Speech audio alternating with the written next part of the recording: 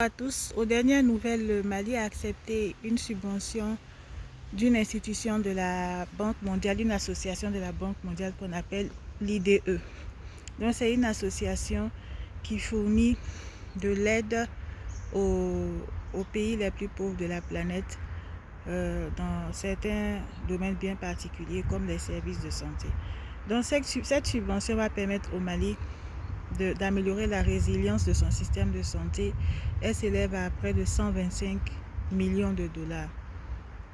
Mais moi, je me demande pourquoi le Mali a accepté cette subvention de la Banque mondiale. Bien évidemment, c'est de l'ironie, puisque nous disons que nous sommes les descendants de Soundiata Keïta, nous sommes les souverainistes. Enfin, les politiques maliens disent que ce sont des souverainistes, que le Mali est un pays riche et que nous sommes les descendants de l'Empire du Manding. On est tous fiers de cela, mais pourquoi on a accepté cette subvention pour financer la résilience de notre système de santé?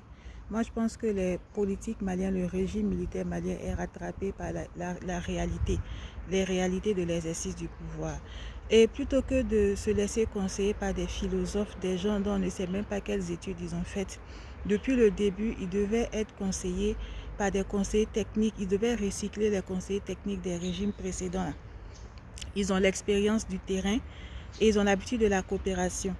Et aussi les conseillers techniques des institutions de partenariat, de coopération bilatérale ou multilatérale pour qu'ils puissent travailler ensemble et ne pas sombrer, ne pas tomber dans le populisme. C'est ce que le Premier ministre leur avait dit. Il leur avait dit que le populisme, ça dure 1 an, 2 ans, ça ne peut pas marcher au-delà. Donc plutôt que de se laisser conseiller par des gens venus de nulle part, que personne ne connaît, que vous-même vous ne connaissez pas, il aurait fallu recycler dès le début des gens qui ont de l'expérience. Moi qui suis là, j'ai 2 ans d'expérience seulement en santé publique en Afrique, sur le terrain. J'ai fait beaucoup de recherches, j'ai fait près de 10 ans de recherche, j'ai fait beaucoup d'associatifs par contre. Mais dans le cadre professionnel, j'ai pas tant d'expérience, j'ai l'humilité de reconnaître les projections que moi je fais, ce sont des projections sur le long terme, ce sont des projections d'avenir. Tout ce qui est santé, environnement, les pays africains ne sont pas encore bien avancés, à part quelques pays comme le Gabon ou même peut-être la Côte d'Ivoire, ils ne sont pas bien avancés en termes de santé et environnement, même si l'OMS a relevé que c'est le principal défi pour la décennie à venir. Mais en Afrique, on est encore dans d'autres préoccupations, tuberculose, paludisme, accès aux soins de santé essentiels. Donc moi, je suis consciente que les projections que je fais, le développement industriel de l'Afrique, ça se prépare dès maintenant. Les énergies qui n'affectent pas la santé et l'environnement, ça se prépare dès maintenant. Mais c'est des choses à mettre en place dans l'avenir sur le long terme. Mais sur le terrain, il y a des conseillers techniques qui sont là, qui ont de l'expérience, auprès desquels moi-même je pourrais apprendre beaucoup de choses. Je sais très bien cela, l'expérience des politiques de terrain.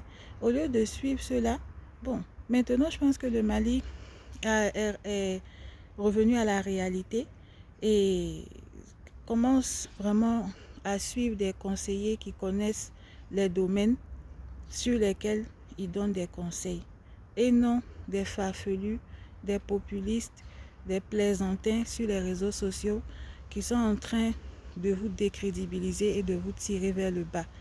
Maintenant que le Mali a repris la coopération avec les institutions sérieuses comme la Banque mondiale, a reconnu que c'est un pays pauvre qui a besoin d'aide pour le moment, pour développer notre système de santé, notre résilience, qu'on va mettre en place les bonnes bases, notamment des régimes stables.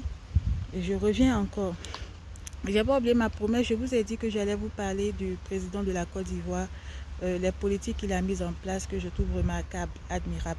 Mais je reviens à la question de la pauvreté dans les pays en proie au terrorisme. Il y a un homme politique d'un pays sahélien qui a dit qu'il faut d'abord combattre le terrorisme et après on va lutter contre la pauvreté, on va permettre la stabilité, la croissance économique. Je pense qu'il est mal inspiré, certainement par un de ses philosophes. Non, c'est le contraire. Vous mettez la charrue avant les bœufs. Il faut d'abord lutter contre la pauvreté parce que c'est un terreau fertile pour le terrorisme. Ces terroristes que vous voyez là, ce sont des Burkinabés, ce sont des Maliens, ce sont des Nigériens, même les Touaregs là, c'est des Maliens aussi. Ce n'est pas des Blancs qui prennent des Kalachnikovs pour aller tuer les gens, ce n'est pas des Arabes. Voilà, ça n'a rien de raciste l'emploi de ces termes. Ce sont des gens du pays, même des locaux, des Maliens, des Burkinabés, etc. Donc, ils ont des arguments comme quoi leurs régions sont délaissées. Il y a la pauvreté, il n'y a pas de système d'éducation viable, d'accès à l'eau potable, de lutte contre la pauvreté, il n'y a pas de véritable politique de développement dans ces grandes zones du Nord. Donc, il faut plutôt lutter contre la pauvreté, que quand les gens auront du travail, que leurs enfants iront à l'école, que leurs femmes ne vont pas faire des kilomètres pour avoir de l'eau, ils n'auront pas le temps d'aller se lancer dans des mouvements pour tuer leurs semblables. Ils n'auront pas leurs arguments n'auront pas de poids. Donc c'est plutôt le développement, des politiques de développement durable, parce qu'ils sont dans des zones où il y a le désert. C'est plutôt ça qu'il faut faire d'abord. Au contraire, voilà, vous êtes mal inspiré. Il faut d'abord des politiques de développement durable dans ces zones instables, en proie à la violence, pour pouvoir lutter contre le terrorisme. Donc voilà ce que j'avais à dire. Ça me permet de rebondir sur la question de la Côte d'Ivoire, les politiques de santé que je trouve remarquables et les politiques énergétiques respectueuses de la planète et de la santé des populations. Concernant les politiques de santé, j'avais parlé de la protection sociale et la couverture maladie universelle. C'est un succès politique de ce président ivoirien.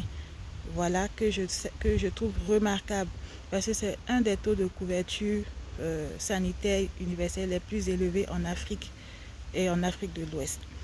À part le Rwanda qui apporte plus de 90%. Mais eux, ils ont commencé depuis longtemps. Ils ont un contexte politique différent. Ils ont connu une guerre atroce, l'une des plus atroces de l'humanité. Donc après, là, ils devaient vraiment se recentrer sur l'essentiel. Il était plus facile de leur imposer un leadership fort pour mener ce genre de politique. Parce que c'est une question de financement basé sur le volontariat. Mais là-bas, c'était obligatoire. Mais en Côte d'Ivoire, ils ont réussi comment? Les personnes du secteur informel, c'est-à-dire les artistes, les religieux, les commerçants, ils ont réussi à les enrôler grâce à un système de régime pour les indépendants. Donc, ils ont augmenté le taux de couverture. En même temps, ils ont mené des politiques d'accès, c'est-à-dire de construction d'infrastructures sanitaires, amélioration du plateau technique, des usines de fabrication de médicaments génériques pour l'accès aux médicaments essentiels. Il y a eu aussi une mise à contribution du secteur privé, des partenariats publics-privés.